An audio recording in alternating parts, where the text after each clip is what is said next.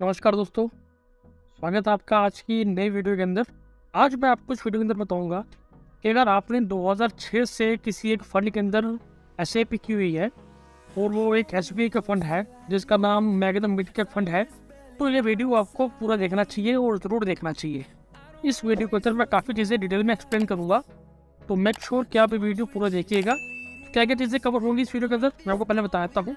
सबसे पहले तो हम इसके अंदर एक एसआईपी का एग्जांपल लेंगे, मतलब कि अगर आप एसआईपी करते हैं या आप कर रहे हैं या आप करना चाहते हैं तो उससे आपको कितना फ़ायदा या नुकसान हुआ है, पहली बात ये। दूसरी बात, इसके अंदर मैं आपको आरसीए बोले तो रुपी कॉस्ट एवरेजिंग का मतलब समझाऊंगा कि कैसे वर्क करता है और उसमें कैसे फ़ायदा होता है आपको। और तीसरा और सबसे ज़रूरी, अगर मार्केट डाउन है और हमारी एसआईपी चालू है तो क्या हमें उस टाइम पे अपनी एसआईपी बंद कर देनी चाहिए या एसआईपी चालू रखनी चाहिए या हमें क्या करना चाहिए, तो वो पूरी डिटेल में बात करेंगे इस वीडियो के अंदर।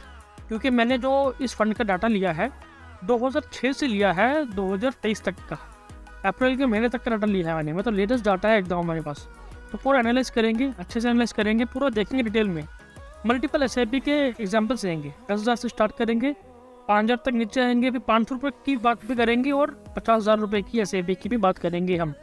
क्योंकि मेरे चैनल पर काफ़ी लोग हैं जो वेरियस कैटेगरीज के अंदर आते हैं, कुछ कम अमाउंट कर सकता है, कुछ ज़्यादा अमाउंट कर सकता है।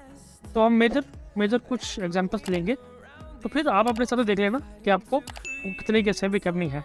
और अगर आप म्यूचुअल फंड में इन्वेस्ट करना चाहते हैं तो आप मेरे थ्रू भी इन्वेस्ट कर सकते हैं। आप जानते हैं कि मैं रजिस्टर्ड म्यूचुअल फंड डिस्ट्रीब्यूटर हूँ, तो आप मेरे थ्रू भी म्यूचुअल फंड में इन्वेस्ट कर सकते हैं। और आप चैनल में पहली बार आए हैं तो प्लीज़ चैनल को सब्सक्राइब कीजिए, वीडियो अच्छी लगे तो वीडियो को लाइक कीजिए, वीडियो को शेयर कीजिए। चलिए देखते हैं स्क्रीन पे कि कैसे वर्क करता है। तो अभी हम आ गए हैं 3 अप्रैल 2006 के अंदर। ये आप डाटा देख सकते हैं। स्टार्टिंग में जब इसका एनएवी चल रहा था 19.42 का, 19 रुपये 42 पैसे का इसका एनएवी था और हमने 10,000 रुपये की एसआईपी इसके अंदर कर दी।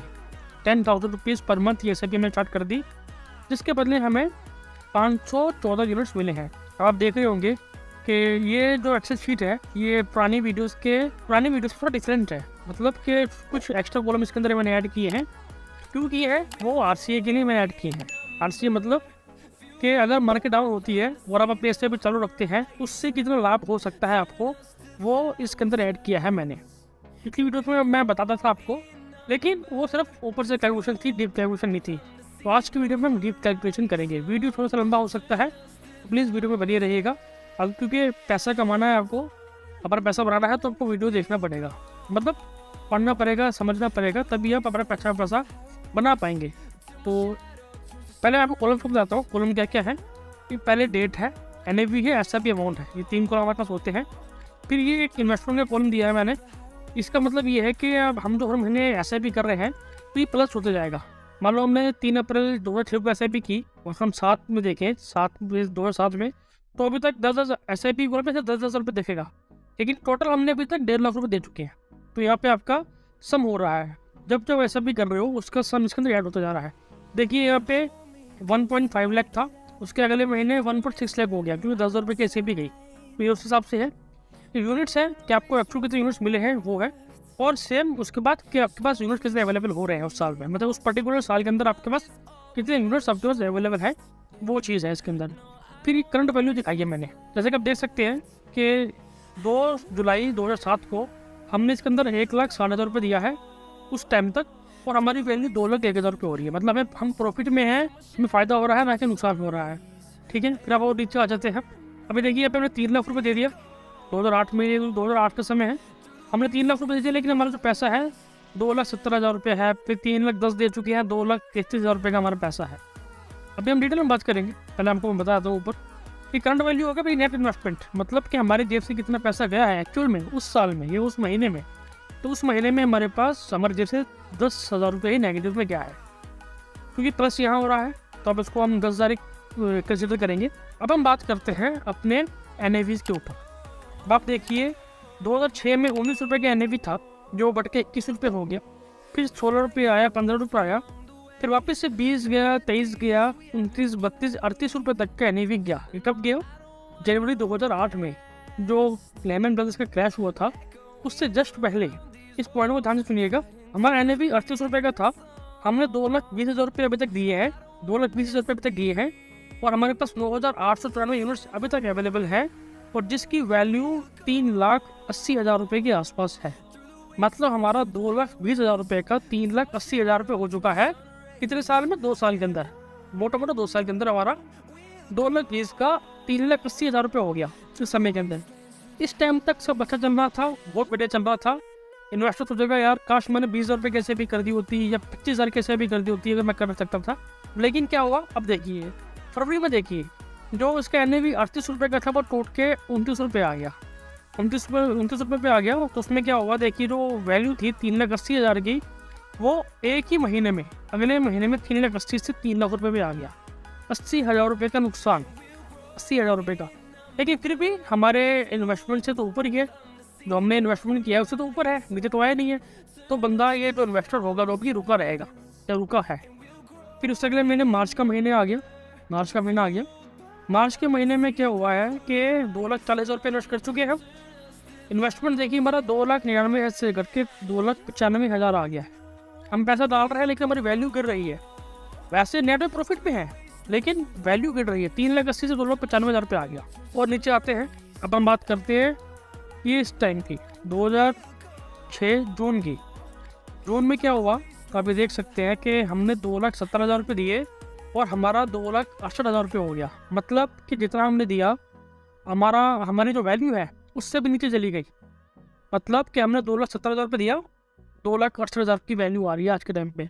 अब इस समय पे क्या होगा कि जो इन्वेस्टर होंगे उनको धक धक होने लग जाएगा, धक होने लग जाएगा। क्यों? क्योंकि जो 3,80,000 का प्रॉफिट था वो 2,70,000 से भी नीचे आ गया। जो मैंने अपना पैसा डाला उससे भी नीचे आ गया है, इसमें तो धक होना शुरू हो जाएगा। अब और देखिए क्या होता है।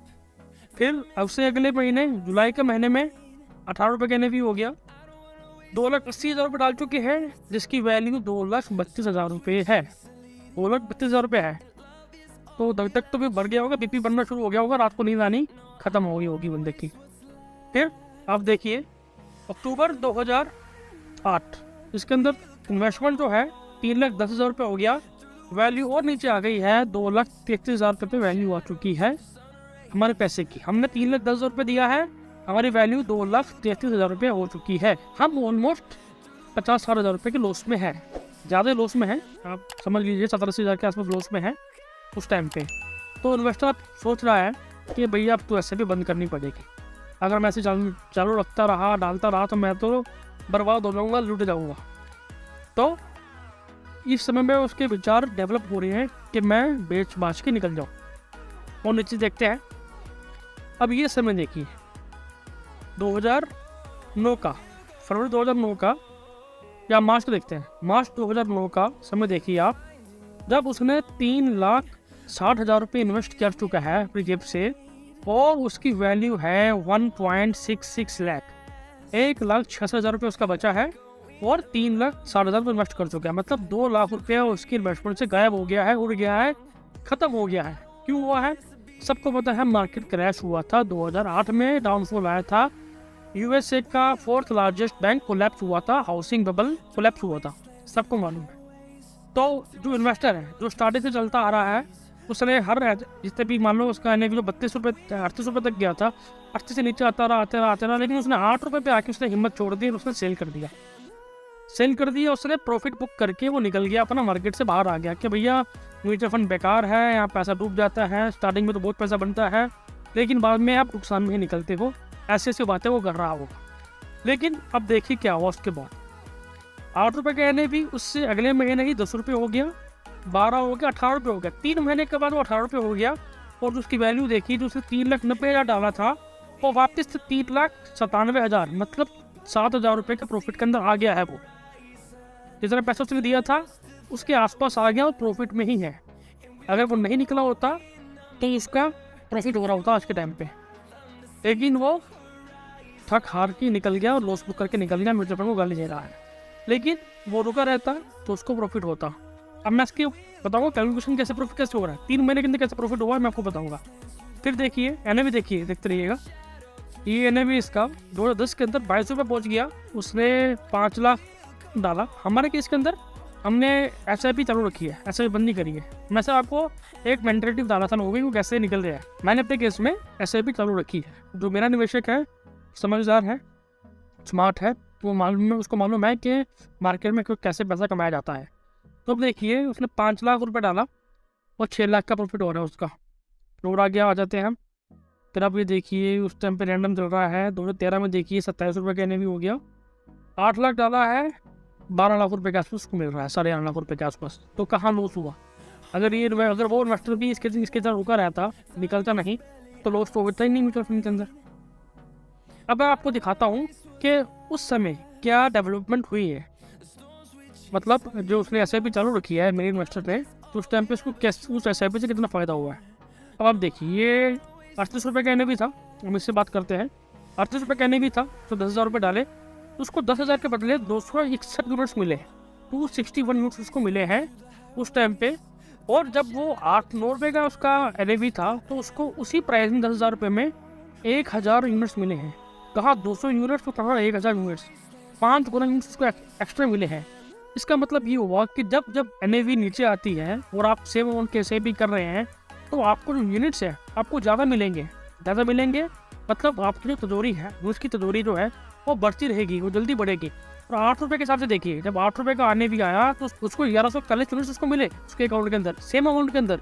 जहाँ उसको 261 यूनिट्स मिल रहे थे पहले, अब वो उसको 1141 यूनिट्स मिल रहे हैं उस टाइम पे। इस केस के अंदर क्या हुआ, अब अगर मैं इसी टाइम की बात करूँ, तो मैं 261 से लेके 2000 यहाँ तक करूँ, तो उसने इतने समय के अंदर 14 महीने के अंदर उसने टोटल 9,000 यूनिट एक्स्ट्रा अर्न किए हैं। मतलब 9,000 यूनिट्स उसने अपने खाते के अंदर जमा किए हैं। अगर मैं इससे पहले 14 महीने देखूं, तो उसका क्या हुआ है अब ये देख सकते हैं। उससे पहले 14 महीने के अंदर सिर्फ 5,000 यूनिट्स उसने इकट्ठा किए थे अपने, सिर्फ 5,000।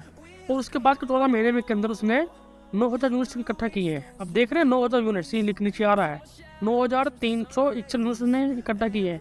इसका फ़ायदा उसको तुरंत नहीं हुआ, तुरंत उसको फ़ायदा नहीं हुआ। उसको फ़ायदा कब हुआ, जब लॉन्ग टर्म में 5 साल बाद 10 साल बाद उसको कितना फ़ायदा हुआ। देखें ये जो 8 रुपये का NAV था उसका बढ़ता रहा, 3 महीने बाद ही मैंने को बताया उसका प्रॉफिट में आ गया। ये 2009 में वो प्रॉफिट में था, 3 महीने बाद प्रॉफिट में था। मतलब उसने 4,30,000 दिया, 4,80,90 चल रहा उसका, तो प्रॉफिट में है। तो अगर हम अभी करंट डेट की बात करें, 2011 की बात करें, फिर हम करंट डेट की बात करें, तो उसका जो NAV था अभी के टाइम पे इसका NAV चल रहा है 143 का, 143 रुपये का। लेकिन उसने जब भी मार्केट डाउन हुआ उसने अपनी SIP चालू रखी, बंद नहीं करी। उससे क्या हुआ, उसका एवरेज NAV आया, ये एवरेज नीचे निकाल रखा मैंने, उसका एवरेज NAV आया है 54.65 का। अभी इस इन्वेस्टर के पास 61,038 यूनिट्स अवेलेबल हैं, और जिसकी average buying price per unit जो है वो 54.65 पैसे है। मतलब 54 रुपये के 54.5 रुपये के हिसाब से उसके पास 61,000 यूनिट्स उसके पास अवेलेबल है। अगर उसकी करंट वैल्यू निकालेगा तो करंट वैल्यू आती है 87,65,000 रुपया। उसने दिया है 20,50,000 रुपया, उसकी वैल्यू आती है 87,65,000 रुपया। मतलब उसने अपने पैसे को 4 से 5 गुना कर दिया है ऑलमोस्ट पिछले 15-20 साल के समय के अंदर, 15 साल के समय के अंदर। रिटर्न कितना आया है, रिटर्न उसको मिला है 15.36% का, उसको हर साल रिटर्न मिला है मिड कैप का। ये मार्केट फिर से डाउन होने लग गया था, अब ये देख सकते हैं 143 चल रहा था, बीच में मार्केट 150 तक गया था सितंबर 2022 में। उस टाइम पे इसकी वैल्यू 91 लाख थी। मैंने एक वीडियो बनाई थी इसके ऊपर दिसंबर तक के ऊपर, तो उस टाइम पे भी इसको जो रिटर्न आ रहा था वो 18% के आसपास आ रहा था। अभी मार्केट और डाउन हुआ 2023 के अंदर, तो इसका रिटर्न घट के 15% हो गया है, लेकिन इसे 18% रिटर्न दिया है पिछले कुछ समय के अंदर।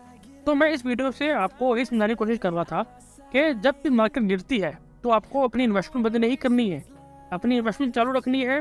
हो सके तो ज़्यादा पैसा डाल दो उसके अंदर अगर कर सकते हो, नहीं तो अपनी SIP बिल्कुल बंद मत करना। जैसे अभी 2023 में मार्केट डाउन है, काफ़ी मार्केट डाउन है, पैसे म्यूचुअल फंड्स कहने भी नीचे आ रहे हैं, तो काफ़ी लोगों के अंदर दोबारा सोच डेवलप हो रही है कि हम अपनी SIP बंद कर दें या पैसा बेच के निकल जाएं। तो ऐसा बिल्कुल नहीं करना, आपको अपनी SIP चालू रखनी है, हो सके तो ज़्यादा पैसा डालना है। तो होप कि मैंने आपको जो मैं बताना चाहता था आपको इस वीडियो के माध्यम से बता पाया हूँ। अगर आपको वीडियो अच्छी लगी है तो प्लीज़ वीडियो को लाइक करना एंड वीडियो को शेयर करना, और आपने चैनल को सब्सक्राइब नहीं किया हुआ है तो प्लीज़ चैनल को सब्सक्राइब करना एंड अपने फ्रेंड्स फैमिली के साथ इस चैनल को शेयर भी करना। मैं आपसे मिलता हूँ अगली वीडियो के अंदर, तब तक के लिए गुड बाय, टेक केयर।